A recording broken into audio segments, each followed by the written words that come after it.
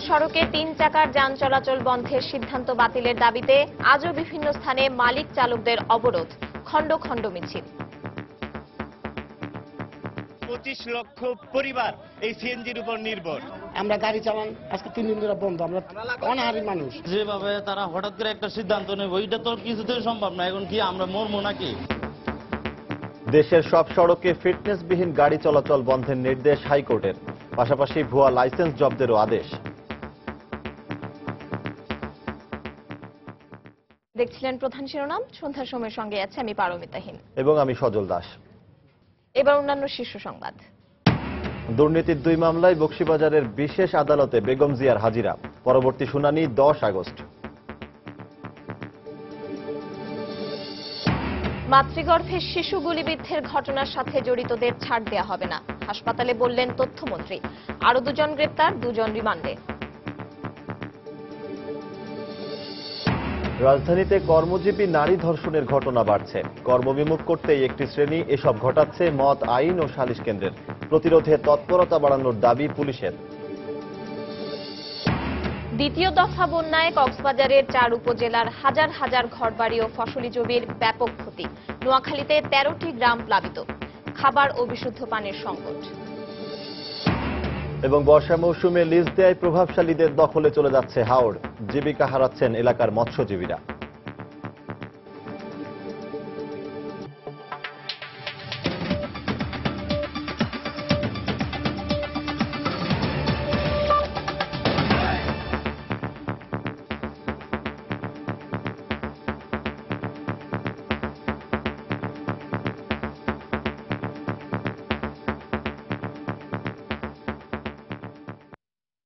মহাসড়কে 3 চাকার যানবাহন চলাচলে নিষেধাজ্ঞা প্রত্যাহারের দাবিতে আজও দেশের বিভিন্ন স্থানে বিক্ষোভ মিছিল, সমাবেশ ও অবরোধ করে সিএনজি অটোরিকশা মালিক ও শ্রমিকরা। সকালে নারায়ণগঞ্জ ও গাজীপুরে পুলিশের সঙ্গে বিক্ষোভকারীদের সঙ্গে সংঘর্ষ হয়। এছাড়া সাভারে বাস ভাঙচুর করে বিক্ষুব্ধরা। ব্যুরো প্রতিবেদক ও জেলা প্রতিনিধিদের পাঠানো তথ্য ছবি নিয়ে ডেস্ক রিপোর্ট। নিষেধাজ্ঞা প্রত্যাহারের দাবিতে সোমবার সকালে ঢাকা চট্টগ্রাম মহাসড়কের সাইনবোর্ড এলাকায় অবরোধ করে সিএনজি অটোরিকশা চালক ও মালিকরা। খবর পেয়ে ঘটনাস্থলে গিয়ে তাদের উপর লাঠিচার্জ করে পুলিশ। এ সময় বিক্ষোভকারীরা ইট পাটকেল নিক্ষেপ করে। এক পর্যায়ে পরিস্থিতি নিয়ন্ত্রণে আনতে রাবার বুলেট ছোড়ে পুলিশ। পরে পরিস্থিতি স্বাভাবিক হলে মহাসড়কে যান চলাচল শুরু হয়। 25 লক্ষ পরিবার এই সিএনজির উপর নির্ভর। আমরা গাড়ি চালান আজকে 3 দিন ধরে বন্ধ। আমরা অনাহারী মানুষ। কিছু গাড়ির হাওয়া ছেড়ে দেয়, যার কারণে গাড়িগুলো রাস্তায় বসে যায়। পরবর্তীতে আমরা তাদেরকে রাস্তা থেকে ছত্রভঙ্গ করে দিই। গাজীপুরেও সকাল 11টায় ঢাকা ময়মনসিংহ মহাসড়কের চেরাগ আলী এলাকায় অবরোধ করে 3 চাকার অটোরিকশা শ্রমিকরা। এ সময় তাদের ছত্রভঙ্গ করে দিতে লাঠিচার্জ ও জলকামান ব্যবহার করে পুলিশ। এতে অন্তত 5 জন আহত হন। এদিকে দুপুরে বগুড়ার সাতমাথা থেকে একটি বিক্ষোভ মিছিল বের করে সিএনজি অটোরিকশা চালক ও মালিকরা। মিছিলটি শহরের বিভিন্ন সড়ক প্রদক্ষিণ করে আবারও সাতমাথায় গিয়ে শেষ হয়। পরে সেখানে অনুষ্ঠিত সমাবেশে কঠোর আন্দোলনের হুঁশিয়ারি দেন বিক্ষুব্ধরা। 24 ঘন্টার মধ্যে যদি বাস্তবায়ন না হয় তাহলে 24 ঘন্টা পরে আমরা বৃহত্তর আন্দোলন করতে বাধ্য হব। সাভারের নবীনগর চন্দ্রা মহাসড়কে সকাল থেকেই অবস্থান নেয় সিএনজি অটোরিকশা সহ 3 চাকার যানের মালিক ও শ্রমিকরা। এ সময় তারা বেশ কয়েকটি যানবাহনে ভাঙচুর চালায়। পরে ঘটনাস্থলে গিয়ে পরিস্থিতি নিয়ন্ত্রণে আনে পুলিশ। সকালে নরসিংদীর বেলাবো উপজেলার বারৈচা বাসস্ট্যান্ড এলাকায় অবস্থান নেন অটোরিকশা চালক ও মালিকরা। পরে তারা ঢাকা সিলেট মহাসড়ক অবরোধের চেষ্টা করলে পুলিশি বাধায় তা পণ্ড হয়ে যায়। যেভাবে তারা হঠাৎ করে একটা সিদ্ধান্ত নেবে ওইটা তো কিছুতেই সম্ভব না। এখন কি আমরা মরবো নাকি? মহাসড়কে সিএনজি চলাচলের কোনো সুযোগ নাই। আমাদের নোটিশে যেগুলো আসতেছে আমরা সেগুলো মামলা দিচ্ছি। এছাড়া রংপুর, কুষ্টিয়া সহ দেশের বিভিন্ন স্থানে বিক্ষোভ সমাবেশ ও অবরোধ করে সিএনজি অটোরিকশা সহ 3 চাকার যানের মালিক ও শ্রমিকরা। এসব কর্মসূচিতে অবিলম্বে মহাসড়কে 3 চাকার যানবাহন চলাচলে নিষেধাজ্ঞা প্রত্যাহারের দাবি জানানো হয়। ওয়াহিদা স্বপ্না, সময় সংবাদ। এদিকে সারা দেশের সড়কে ফিটনেসবিহীন যান চলাচলে নিষেধাজ্ঞা জারি করেছেন হাইকোর্ট। সেই সঙ্গে আগামী 30 দিনের মধ্যে এসব যান চলাচল কেন বন্ধ করা হবে না তা জানতে চেয়ে রুল জারি করেছেন। সকালে স্বপ্রণোদিত হয়ে বিচারপতি কাজী রেজাউল হক ও বিচারপতি আবু তাহের মোহাম্মদ সাইফুর রহমানের হাইকোর্টের দ্বৈত বেঞ্চ এই আদেশ দেন। সেই সঙ্গে প্রায় 18,77,000 অবৈধ ড্রাইভিং লাইসেন্স জব্দেরও নির্দেশ দেন আদালত। এছাড়া ভুয়া লাইসেন্স আদান প্রদানের সঙ্গে জড়িতদের চিহ্নিত করারও নির্দেশ দেওয়া হয়। 30 দিনের মধ্যে বিআরটিএ-কে এই সংক্রান্ত প্রতিবেদন দাখিলেরও নির্দেশ দিয়েছেন আদালত। একই সঙ্গে এই নির্দেশনায় বিআরটিএ ছাড়াও সড়ক ও সেতু মন্ত্রণালয় সচিব, পুলিশ বিভাগ, স্বরাষ্ট্র মন্ত্রণালয় সহ সংশ্লিষ্ট দপ্তরসমূহকে পক্ষভুক্ত করা হয়েছে।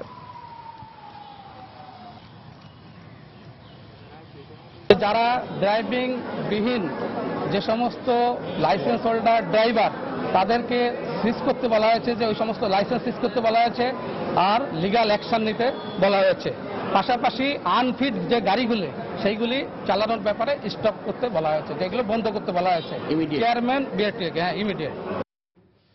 দুর্নীতির 2 মামলায় আদালতে হাজিরা দিয়েছেন বিএনপি চেয়ারপারসন বেগম খালেদা জিয়া। তার উপস্থিতিতেই বাদীকে জেরার কাজ শেষ করেন তার আইনজীবী। পরে মুলতবি আবেদনের পরিপ্রেক্ষিতে 10 আগস্ট মামলার পরবর্তী দিন ধার্য করেন আদালত। জিয়া অরফানেজ ট্রাস্ট ও জিয়া চ্যারিটেবল ট্রাস্ট দুর্নীতি মামলায় হাজিরা দিতে সোমবার সকালেই বকশীবাজার স্থাপিত অস্থায়ী বিশেষ জজ আদালত অভিমুখে রওনা দেন বিএনপি চেয়ারপারসন বেগম খালেদা জিয়া। সকাল 10:30টায় নির্ধারিত সময়ে আদালত এজলাসে প্রবেশ করেন তিনি। এদিনের কার্যক্রম শুরুর পর চ্যারিটেবল ট্রাস্ট মামলার বাদীকে প্রায় 2 ঘণ্টা ধরে জেরা করেন বেগম জিয়ার আইনজীবীরা। এরপর উচ্চ আদালতে একটি আবেদন বিচারাধীন থাকায় জিয়া অরফানেজ ট্রাস্টের কার্যক্রম মুলতবি চাওয়ার পরিপ্রেক্ষিতে আগামী 10 আগস্ট মামলার পরবর্তী তারিখ নির্ধারণ করেন আদালত। পরে গণমাধ্যমের মুখোমুখি হয়ে বেগম জিয়ার আইনজীবীরা দাবি করেন, বাদীকে জেরাকালে প্রমাণ হয়েছে বেগম জিয়া কোনো অর্থ আত্মসাৎ করেননি। সরকারের একটি পয়সাও এই ট্রাস্ট খাতে ব্যবহার করা হয়নি। আমরা বলেছি এটা ব্যক্তিগত খালেদা জিয়া ট্রাস্ট জনকল্যাণমূলক এবং জাতীয়বাদী শক্তিকে উজ্জীবিত করার জন্য, এবং বাদীও স্বীকার করেছে। তবে এই বক্তব্যের বিরোধিতা করেন দুদকের আইনজীবীরা। তারা বলছেন, ব্যক্তি নামে ট্রাস্ট গঠন করে সে সময় প্রধানমন্ত্রীর ক্ষমতার অপব্যবহার করেছেন বেগম জিয়া। আমরা বলেছি তিনি প্রধানমন্ত্রী থাকাকালীন অবস্থায় প্রধানমন্ত্রীর ক্ষমতার পদকে ঘোষণা না দিয়ে প্রধানমন্ত্রীর ক্ষমতার অপব্যবহার করে তিনি নিজে লাভবান হয়েছেন, অন্যকেও লাভবান করেছেন। ট্রাস্টের নামে কেনা জমি দখলমুক্ত করতে নিয়ম মেনে অর্থ ব্যয় করা হয়েছে বলে বেগম জিয়ার আইনজীবীরা দাবি করলেও তা উড়িয়ে দেন দুদকের আইনজীবীরা। ট্রাস্টের জন্য জমি ক্রয় করা যায় এবং এখানে নগদ লেনদেন হয় না। যে টাকা তোলা হয়েছে সেই টাকাই দেওয়া হয়েছে। বাংলাদেশের প্রধানমন্ত্রী ক্ষমতায় থাকাকালীন অবস্থায় তিনি একটা ট্রাস্ট করেছেন, তার সম্পত্তি তিনি ক্রয় করেছেন। সেখানে কার ঘাড়ে কয়টা মাথা আছে অবৈধ দখল করে রাখবে আর সেগুলোর টাকা দিয়ে টাকা উচ্ছেদ করবেন, এটা একটা মিথ্যা অজুহাত আমরা মনে করি। এই 2 মামলার 70 কার্যদিবসের মধ্যে এ নিয়ে মোট 12 দিন হাজিরা দিলেন বিএনপি চেয়ারপারসন বেগম খালেদা জিয়া। সালাউদ্দিন সুমন, সময় সংবাদ, ঢাকা।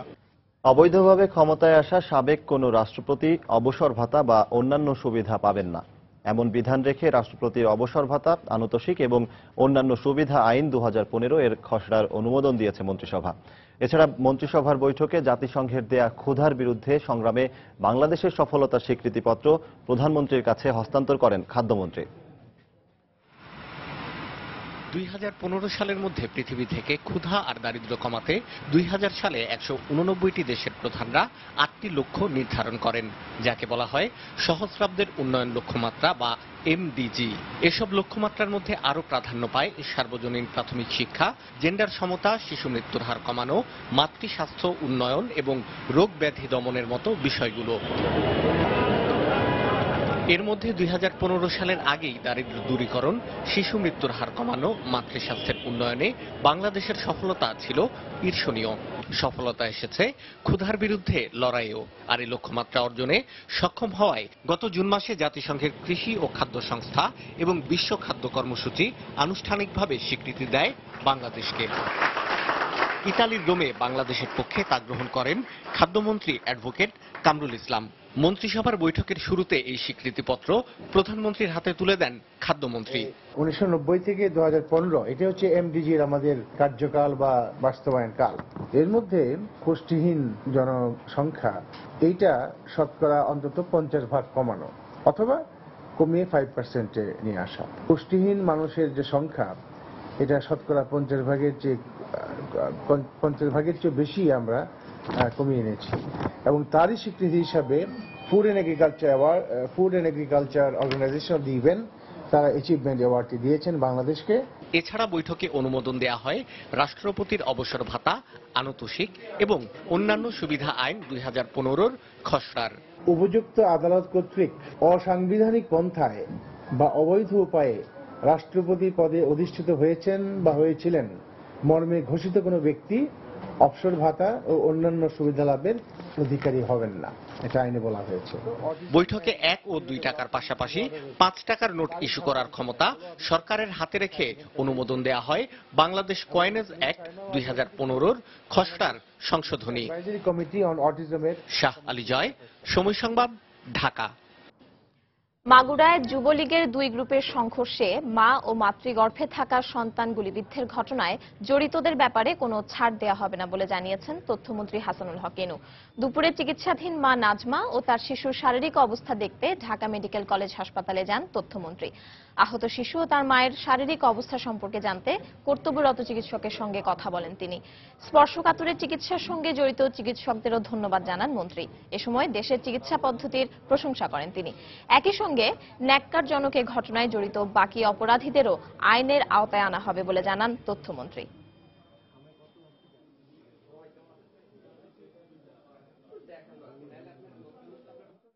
আমাদের আইন শৃঙ্খলা রক্ষাকারী বাহিনী খুব তড়িৎ গতিতে ইতিমধ্যেই গুরুত্বপূর্ণ আসামিগুলোকে চিহ্নিত করেছে এবং গ্রেপ্তার করতে সক্ষম হয়েছে।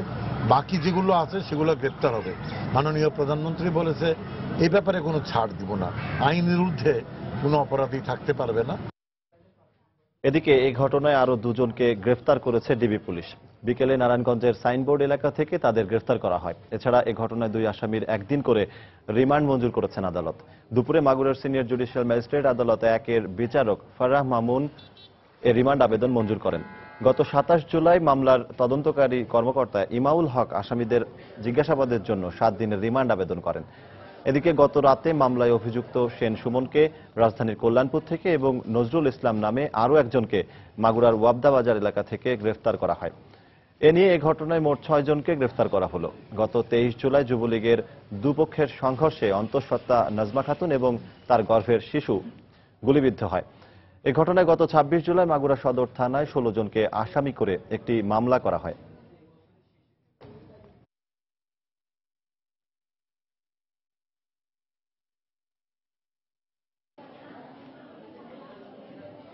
তার গর্ভে থাকা অবস্থায় সে গুলিবিদ্ধ হয়েছে। এই মামলায় 2 জন ধৃত আসামি সৌরভ এবং সুমন, এদেরকে বিজ্ঞ আদালতে ফরওয়ার্ডিং দিয়ে আইয়ুব সাহেব 7 দিনের রিমান্ড আবেদন করেছিলেন। বিজ্ঞ আদালত ন্যায় বিচারের সাথে 1 দিনের পুলিশ রিমান্ড অ্যালাউ করেছে। সন্ধ্যার সময়ে আরো থাকছে। প্রশ্ন ফাঁসের ঘটনায় ঢাকা ও যশোর থেকে 3 শিক্ষক সহ 9 জনকে গ্রেফতার। জালিয়াতির সঙ্গে দীর্ঘদিন ধরে জড়িত থাকার অভিযোগ।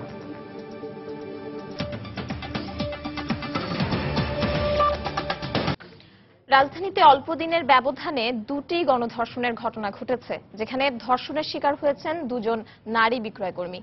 ঢাকা মহানগর দোকান মালিক সমিতি এসব ঘটনার তীব্র নিন্দা জানিয়ে কার্যকরী ব্যবস্থা নেওয়ার আশ্বাস দিয়েছে।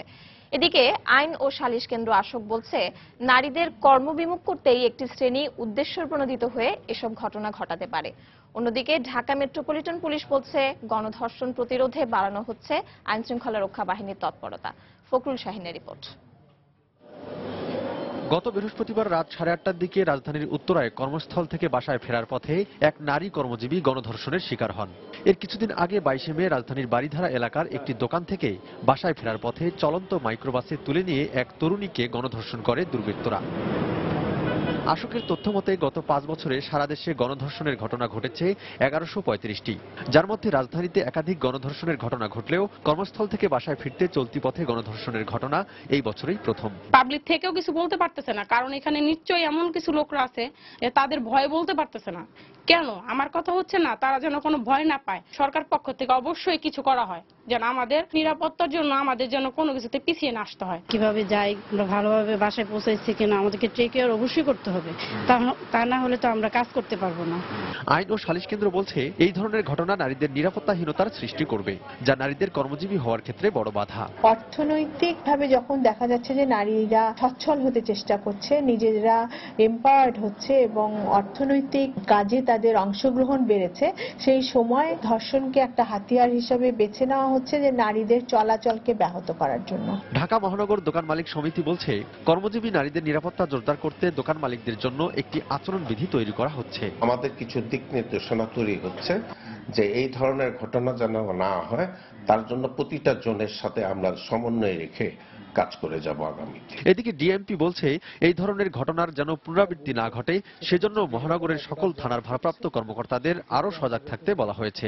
সংশ্লিষ্ট থানাগুলোকে ইতিমধ্যে ইনস্ট্রাকশন দেওয়া হয়েছে কোন কোন ক্ষেত্রগুলোতে এই ধরনের ঘটনা ঘটবার প্রবণতা বেশি লক্ষ্য করা যায়, সেই বিষয়গুলোকে চিহ্নিত করে সেখানে প্রয়োজনীয় নিরাপত্তা বাড়ানোর বিষয়ে আমাদের ইনস্ট্রাকশন ইতিমধ্যেই দেয়া আছে। নারী অধিকার কর্মীরা মনে করেন, গণধর্ষণ দমনে ধর্ষকদের বিরুদ্ধে কঠোর ব্যবস্থা গ্রহণের বিকল্প নেই। ফখরুল শাহীন, সময় সংবাদ, ঢাকা। মানিকগঞ্জে 7 বছরের শিশু ধর্ষণ এবং হত্যা মামলায় রিভিউর আবেদনে মৃত্যুদণ্ড থেকে সাজা কমিয়ে আসামি শুক্কুর আলীকে যাবজ্জীবন কারাদণ্ড দিয়েছেন আপিল বিভাগ। সকালে প্রধান বিচারপতি এসকে সিনহার নেতৃত্বে আপিল বিভাগ 14 বছর আগে দেয়া এই রায় পুনর্বিবেচনার আবেদন নিষ্পত্তি করে সাজা কমিয়ে এই রায় দেন।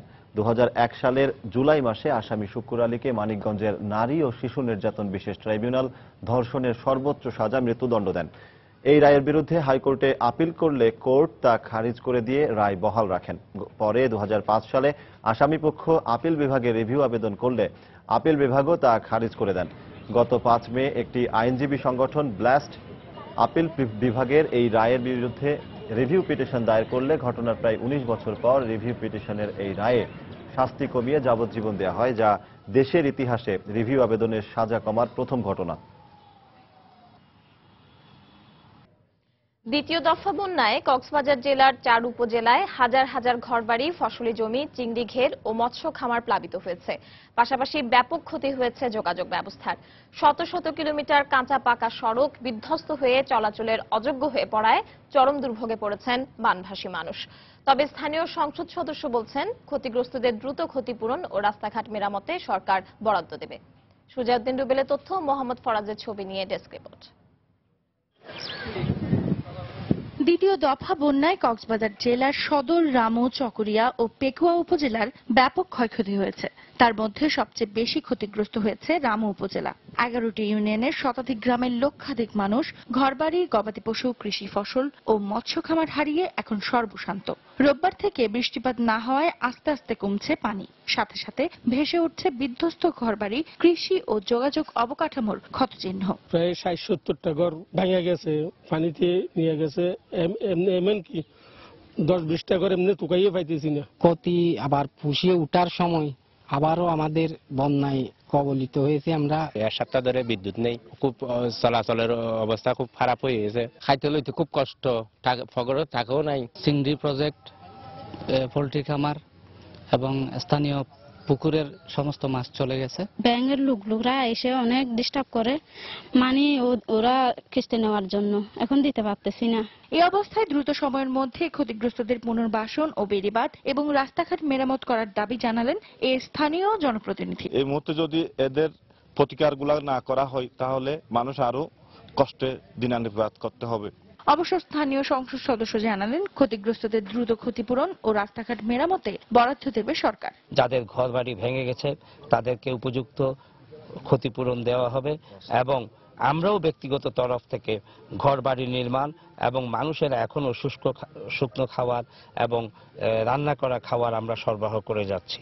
প্রশাসনের পক্ষ থেকে বন্যায় ক্ষতির পরিমাণ নিরূপণ ও ক্ষতিগ্রস্তদের তালিকা তৈরির কাজ শেষ না হওয়ায় চরম দুশ্চিন্তায় রয়েছেন রামু উপজেলার 102টি গ্রামের লক্ষাধিক বন্যা কবলিত মানুষ। সময় সংবাদ, কক্সবাজার। এদিকে ঘূর্ণিঝড় কোমেনের প্রভাবে অতি বর্ষণ ও পূর্ণিমার জোয়ারের পানিতে বেড়িবাঁধ ভেঙে প্লাবিত হয়েছে নোয়াখালীর কোম্পানীগঞ্জ ও দ্বীপ উপজেলা হাতিয়া 13টি গ্রাম। এতে পানিবন্দী হয়ে পড়েছে কয়েকশো পরিবার। সরকারি ত্রাণ সহায়তা না থাকায় দুর্গত এলাকায় দেখা দিয়েছে খাবার ও বিশুদ্ধ পানির সংকট। অবশ্য দুর্গতদের সহায়তার পাশাপাশি উঁচু বেড়িবাঁধ নির্মাণ করে সমস্যা সমাধানের আশ্বাস দিয়েছে পানি উন্নয়ন বোর্ড। সাইফুল্লাহ কামরুলের পাঠানো তথ্য ও জামাল উদ্দিনের ছবি নিয়ে ডেস্ক রিপোর্ট। টানা বৃষ্টি এবং পূর্ণিমার জোয়ারে গত শুক্র ও শনিবার পানির নিচে তলিয়ে যায় নোয়াখালীর কোম্পানিগঞ্জের চর এলাহি ইউনিয়নের 4টি গ্রাম। কিন্তু ঘূর্ণিঝড় কোমেনের প্রভাবে ছোট ফেনী ও বামুনিয়া নদী উত্তাল থাকায় এখনো নামেনি পানি। জোয়ারের পানিতে নতুন করে প্লাবিত হয়েছে চর ফকিরা ইউনিয়নের গুচ্ছ গ্রাম, জেলেপাড়া ও আদর্শ গ্রাম। এছাড়া বেড়িবাঁধ ভেঙে দ্বীপ উপজেলা হাতিয়ার বেশ কয়েকটি গ্রাম প্লাবিত হয়েছে। এতে 2 উপজেলার প্রায় 30,000 মানুষ পানিবন্দী হয়ে পড়েছে। ঘরে পানি উঠায় রান্নাবান্না করতে না পেরে অনাহারে দিন কাটাচ্ছেন অনেকে। এখনো ত্রাণ সহায়তা না পাওয়ায় এসব এলাকায় দেখা দিয়েছে চরম খাবার সংকট। সব কিছু আমাদের বাসায় লেগে গেছে, সব বিচ্ছু আসে আমাদের ঘরে, আমরা বাচ্চা কাচ্চা নিয়ে রাত্রের বেলা ঘরে থাকতে পারি না। বাড়ি ঘর, মোষ, গরু, অসহায় নদী ভাঙা লোকগল সব রাস্তা কোন জায়গায় আছে কোন জায়গায় আছে এখনো কোনো বলা যায় না। রাস্তাঘাট, স্কুল, মাদ্রাসা সব পানির নিচে এখন। এ অবস্থায় বন্যা দুর্গত এলাকায় জরুরি ত্রাণ সহায়তা দেওয়ার দাবি জানিয়েছেন স্থানীয় জনপ্রতিনিধি। চিড়া, গুড়, মুড়ি আছে, এগুলা দিয়ে আমি চালাইছি, কিন্তু আমাদের যে পরিমাণ লোকজন এই পরিমাণ আমাদের বাজারও নাই, আর আমরা অন্য দিক থেকেও কোনো সহায়তা পাই নাই। তবে দুর্গতদের সহায়তার পাশাপাশি সমস্যা সমাধানে কার্যকর পদক্ষেপ নেওয়ার আশ্বাস দিলেন পানি উন্নয়ন বোর্ডের কর্মকর্তা। প্রকৃতির যে বর্তমান অবস্থা এর সাথে সমন্বয় করে বেড়িবাঁধের উচ্চতা বৃদ্ধি করতে হবে এবং বামনিতে যে রেগুলেটরটি এখন অকার্যকর অবস্থায় রয়েছে সেখানে রেগুলেটর করতে হবে। আশা করা যাচ্ছে আগামী জানুয়ারিতে আমরা মাঠ পর্যায়ে কাজ শুরু করতে পারব। বেড়িবাঁধ সহ বিভিন্ন প্রকল্প বাস্তবায়নে 335 কোটি টাকা ব্যয়ের একটি ডিপিপি অনুমোদনের জন্য মন্ত্রণালয়ে পাঠিয়েছে পানি উন্নয়ন বোর্ড। সময় সংবাদ, নোয়াখালী। প্রাকৃতিকভাবে উন্মুক্ত জলাশয়ে মাছ উৎপাদনে সারা বিশ্বে বাংলাদেশের অবস্থান চতুর্থ। দেশের বিস্তীর্ণ অঞ্চল জুড়ে হাওর, বাওর জলাশয়ে আছে নানা প্রজাতির দেশি মাছের সম্ভার। কিন্তু এই বিশাল মৎস্য ভান্ডার যাদের আয়ের একমাত্র উৎস, অভিযোগ আছে সেই হাওরবাসী দরিদ্র মৎস্যজীবীরাই এখানকার মাছ ধরতে পারেন না। বেশ কয়েক বছর ধরে বর্ষা মৌসুমে হাওর লিজ দেয়ায় এসব মাছের দখল চলে যায় প্রভাবশালীদের হাতে। হবিগঞ্জের হাওর অঞ্চল ঘুরে এসে মৎস্যজীবী হাওরবাসীর জীবনযাত্রার টানাপোড়েন তুলে ধরেছেন জাফর সাদিক। ক্যামেরায় ছিলেন খলিল রহমান।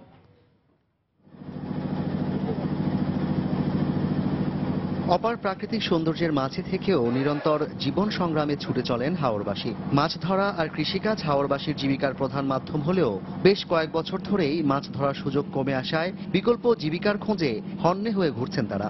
আমরা জাল বাইয়া খাইতাম যাই, যারা বিল লিজ নেয় এরা মানা করে জাল বাল লইয়া যা খামলা খাজলা দেই আর খাই। যদি লিস্টে বাদ হইতো আর জাল জুল বাইতাম আমরা শান্তিমতো চলতাম।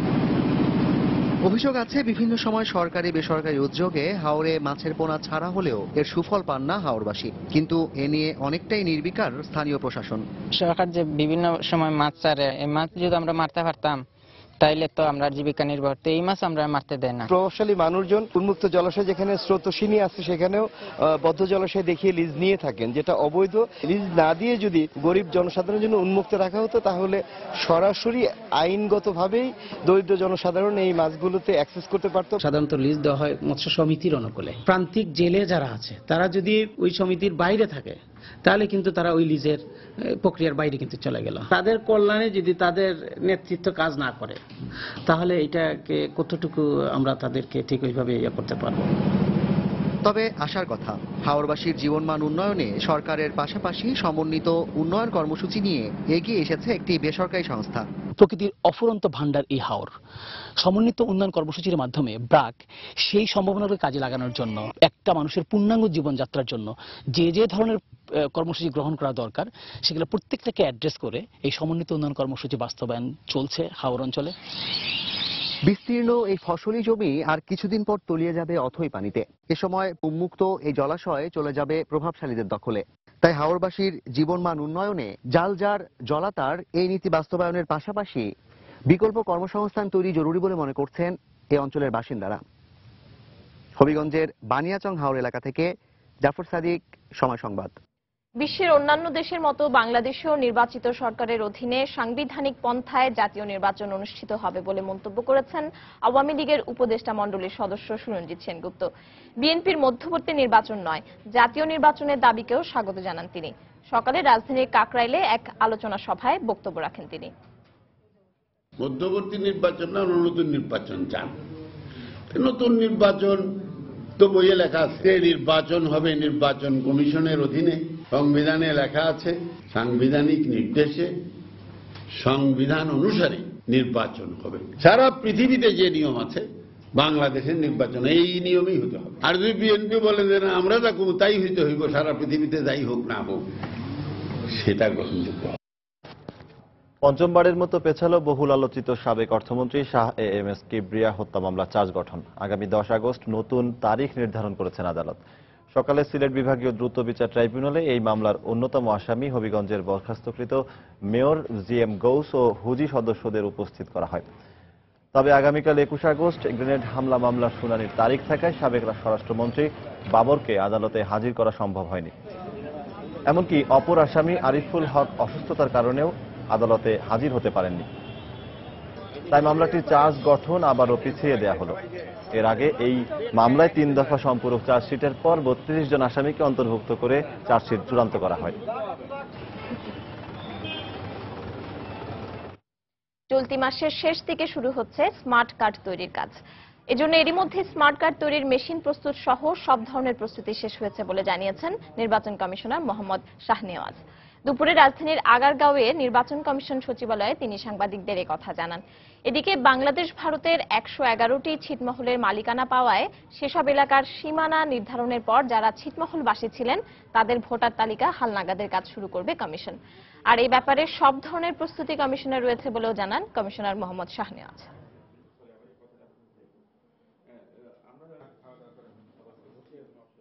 সিদ্ধান্ত নিয়েছি যে আমরা স্মার্ট কার্ডটা সহসাই দেব। আমাদের মেশিন সব এসে গেছে এবং আশা করছি এই মাসের মধ্যে এগুলো ইনস্টল হয়ে গেলেই আমরা প্রোডাকশনে চলে যাব। এই মাসের শেষের দিকে আশা করছি অথবা সামনে আসা ফার্স্ট উইকের মধ্যে আমরা এই স্মার্ট কার্ড উৎপাদনের দিকে চলে যাব। আমাদের সবকিছু রেডি আছে। 111টা সিট মহল যেগুলো অন্তর্ভুক্ত হয়েছে তাদের বাউন্ডারি কি আছে সেগুলো যখন সংশ্লিষ্ট কর্তৃপক্ষ আমাদেরকে জানাবে এবং আমাদেরকে যখন বলবে যে এখন ভোটার তালিকা করার জন্য উপযুক্ত হয়েছে এবং সীমানাও ঠিক করা আছে তখনই আমরা করতে পারবো। আমাদের এই সম্পর্কে প্রস্তুতিও রয়েছে, আমাদের লোকবলও রয়েছে, আমাদের যে যন্ত্রপাতি সেগুলো ঠিক আছে।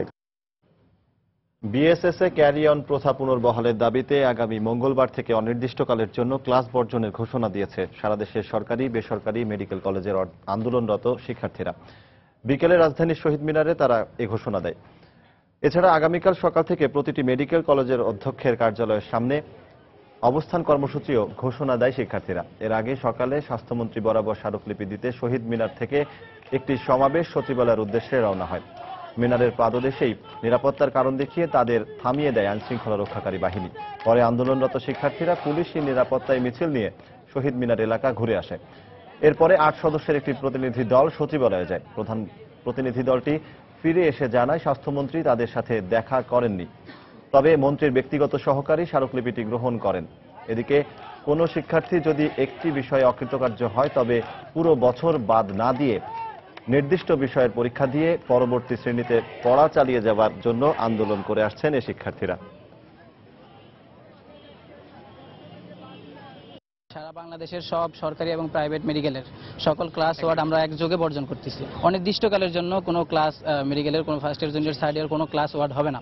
এরই পাশাপাশি আমরা শুধু ক্লাস বর্জন করেই আমরা ক্ষান্ত থাকবো না। আমরা প্রত্যেক মেডিকেলে সরকারি বেসরকারি প্রত্যেক মেডিকেলের প্রিন্সিপালের রুমের সামনে সকাল 8টা থেকে বিকাল 2টা পর্যন্ত অবস্থান কর্মসূচি নেব, যাতে তারা দ্রুত একটা পদক্ষেপ নেয়। ময়মনসিংহে বাংলাদেশ কৃষি বিশ্ববিদ্যালয় শাখা ছাত্রলীগের সভাপতি ও সাধারণ সম্পাদককে অবাঞ্ছিত ঘোষণার দাবিতে 67 জন নেতাকর্মী পদত্যাগ করেছেন। দুপুরে টিএসসি মিলনায়তনে সংবাদ সম্মেলন করে তারা এ পদত্যাগের ঘোষণা দেন। পদত্যাগকারী নেতাকর্মীরা জানান, কমিটির সভাপতি মুর্শিদুজ্জামান খান বাবু ও সাধারণ সম্পাদক সাইফুল ইসলাম দীর্ঘদিন ধরেই বিভিন্ন অনিয়ম করে আসছেন। তারা দুজনই সংগঠন বিরোধী কার্যকলাপে জড়িত বলেও অভিযোগ করেন নেতাকর্মীরা।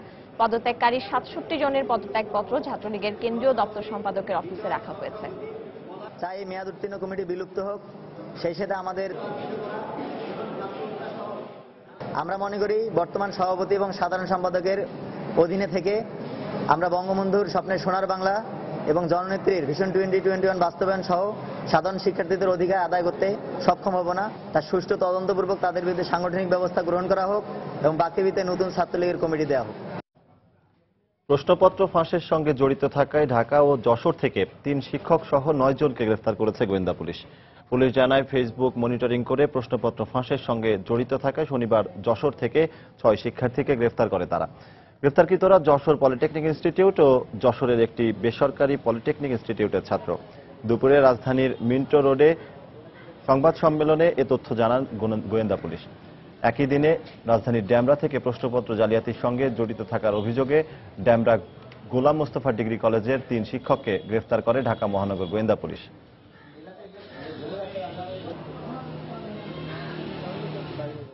পলিটেকনিক ইনস্টিটিউটের প্রশ্নপত্র ফাঁস হওয়ার অভিযোগে পরীক্ষা স্থগিত করা হয়েছে। এই পরীক্ষা 1, 2 এবং 12 তারিখে অনুষ্ঠিত হওয়ার কথা ছিল।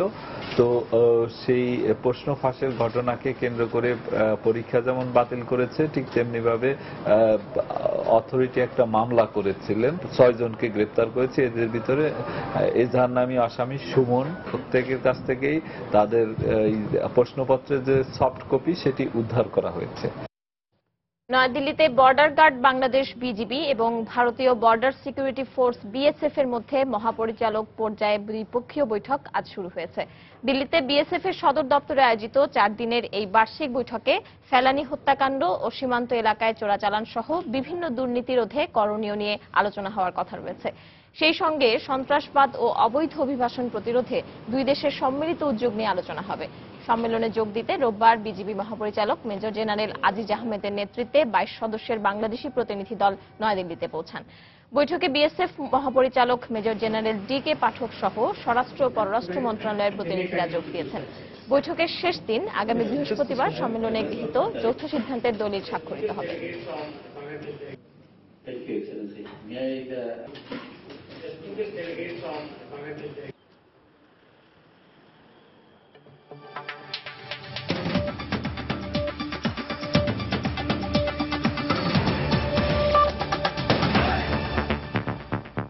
ভারতের লোকসভার স্পিকার সুমিত্রা মহাজন কংগ্রেসের 25 সংসদ সদস্যকে 5 দিনের জন্য বরখাস্ত করেছেন।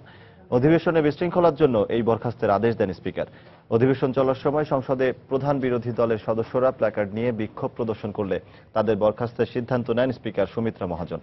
25 সাংসদকে বরখাস্তের পর অধিবেশন মুলতবি ঘোষণা করেন স্পিকার। এদিকে দলীয় এক বৈঠকে কংগ্রেস প্রেসিডেন্ট সোনিয়া গান্ধী সংসদে বিক্ষোভ চালিয়ে যেতে বলেছেন যতদিন না দুর্নীতির দায়ে অভিযুক্ত বিজেপির 3 নেতাকে বহিষ্কার করা হয়।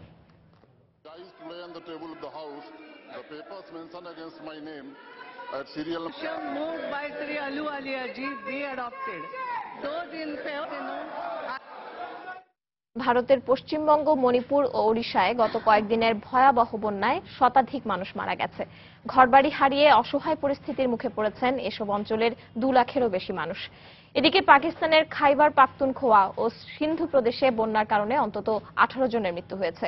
সোমবার এনডিটিভি জানায় ঘূর্ণিঝড় কোমেনের প্রভাবে পশ্চিমবঙ্গ, ওড়িশা ও মণিপুর রাজ্যে বহু মানুষের প্রাণহানি ছাড়াও হাজার হাজার ঘরবাড়ি ধ্বংস হয়ে গেছে।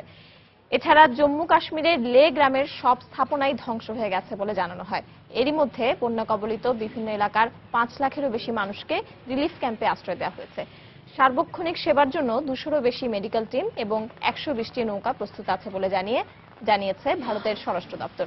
তবে কিছু কিছু অঞ্চলে বন্যা পরিস্থিতির কিছুটা উন্নতি হয়েছে বলে জানিয়েছে রয়টার্স। এদিকে পাকিস্তানের খাইবার পাখতুনখোয়ায় ভারী বর্ষণের সৃষ্ট বন্যায় অন্তত 18 জনের মৃত্যু হয়েছে।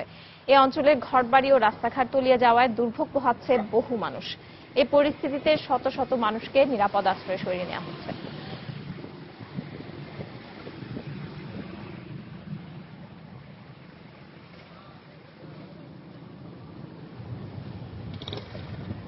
मेरे पीछे बहुत तेज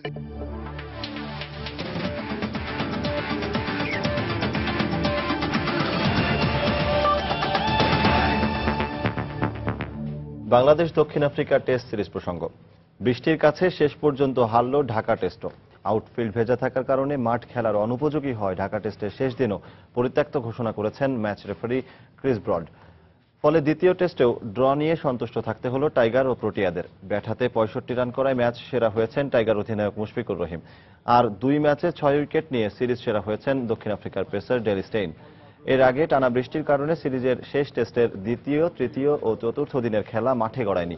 বৃষ্টি না হয় খেলা হয়েছিল শুধুমাত্র প্রথম দিন, যেখানে মুশফিকের ব্যাটিং দৃঢ়তায় টাইগাররা 8 উইকেটে সংগ্রহ করে 246 রান। মূলত ঘূর্ণিঝড় কোমেনের প্রভাবে শুক্রবার সকাল থেকেই দেশ জুড়ে টানা বৃষ্টির কারণে পুরো 3 দিন মিরপুর স্টেডিয়ামের মাঠ ও উইকেট পুরোটাই কাভার দিয়ে ঢেকে রাখা হয়েছিল। আর শেষ দিন বৃষ্টি না থাকলেও আউটফিল্ডে পানি জমে থাকায় খেলা শুরু হওয়ার আগেই আজ সকালে দিনটি পরিত্যক্ত ঘোষণা করেন ম্যাচ রেফারি। চট্টগ্রামে সিরিজের প্রথম টেস্টে শেষের 2 দিন টানা বৃষ্টির কারণে খেলা না হয় সেই ম্যাচটিও ড্র হয়েছিল। ফলে দক্ষিণ আফ্রিকার বিপক্ষে প্রথমবারের মতো টেস্ট সিরিজ ড্রয়ের স্বাদ পায় টাইগাররা। এদিকে সিরিজ ড্রয়ের কারণে র্যাঙ্কিংয়ে কোনো পরিবর্তন না হলেও বাংলাদেশের 6 পয়েন্ট বেড়ে হয়েছে 47, তবে দক্ষিণ আফ্রিকার 5 পয়েন্ট কমে হয়েছে 125।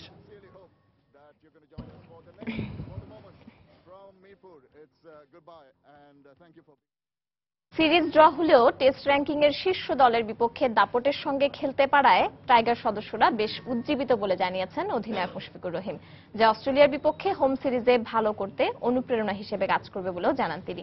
অন্যদিকে বৃষ্টির কারণে সিরিজ ড্র হওয়ায় কিছুটা হতাশা প্রকাশ করেছেন প্রোটিয়া অধিনায়ক হাশিম আমলা। এখন সব ভুলে তারা শুধু পরবর্তী নিউজিল্যান্ড সিরিজ নিয়েই ভাবতে চান বলে জানান প্রোটিয়া অধিনায়ক। আউটফিল্ড যেরকম একটু ভিজে আছে সেটা কিনা হয়তো 2-3 ঘন্টা লাগবে, তারপরও সান যদি আউট হয় আর দেন তারপরে 3টা ইনিংস খেলার রেজাল্ট না আউট হওয়া, তো এটা আসলে সেই হিসেবে হয়তো বা তারা মনে করেছে যে হ্যাঁ এটা suitable time to call down. Even আমাদেরকে বা 2 টিমকে কাউকে জিজ্ঞেসও করা হয় না, হারা জিতে পরের ব্যাপার, বাট এরকম 1 নাম্বার টিমের সাথে খেলা, তো আপনি এখানে অনেক কিছু শিখতে পারতেন। তো এবং তারা যে কন্টিনিউয়াসলি বোলিং ইউনিট হিসেবে ব্যাটসম্যানদেরকে প্রেসারে রাখে বা ব্যাটসম্যানরাও যে খুব লিমিটেড মিস্টেক করে, তো এগুলো অনেক কিছু শেখার ছিল যেটা আমরা হয়তো বঞ্চিত হলাম। তো হোপফুলি ইন ফিউচারে যদি এরকম সুযোগ আসে, যেটা আসবে ইনশাআল্লাহ অস্ট্রেলিয়ার সাথে, তো আমরা চেষ্টা করবো আমাদের বেস্টটা দেওয়া। খেলার জন্য আমরা মরিয়া ছিলাম, আবহাওয়ার উপর কারো নিয়ন্ত্রণ নেই, কিন্তু আউটফিল্ডের ড্রেনেজ ব্যবস্থা কিছুটা ভালো হলে 4 দিন খেলা পরিত্যক্ত হতো না। আউটফিল্ডের কিছু জায়গার অবস্থা খুবই বাজে, এখানে খেললে ইনজুরির সম্ভাবনা রয়েছে। বাংলাদেশে আমরা সিরিজ জয়ের লক্ষ্য নিয়ে এসেছিলাম, কিন্তু ব্যর্থ হয়েছি। আর প্রথম ব্যাট করলে প্রোটিয়াদের একমাত্র অর্জন স্টেনের 400 উইকেটের জন্য ভারত সিরিজ পর্যন্ত অপেক্ষা করতে হতো।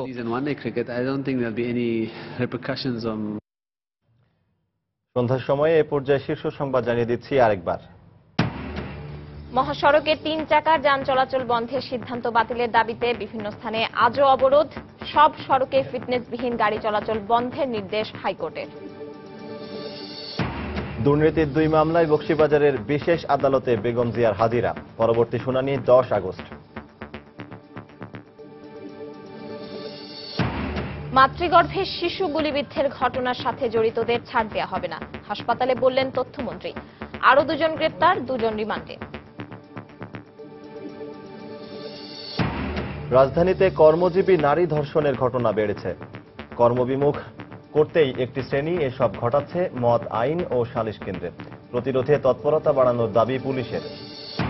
এবং দ্বিতীয় দফা বন্যায় কক্সবাজারের 4 উপজেলার হাজার হাজার ঘরবাড়ি ও ফসলি জমির ব্যাপক ক্ষতি। নোয়াখালীতে 13টি গ্রাম প্লাবিত, খাবার ও বিশুদ্ধ পানির সংকট। এই ছিল সন্ধ্যার সময়। যে কোনো খবর পেতে ভিজিট করুন সময় নিউজ.tv। সঙ্গে থাকুন সময়।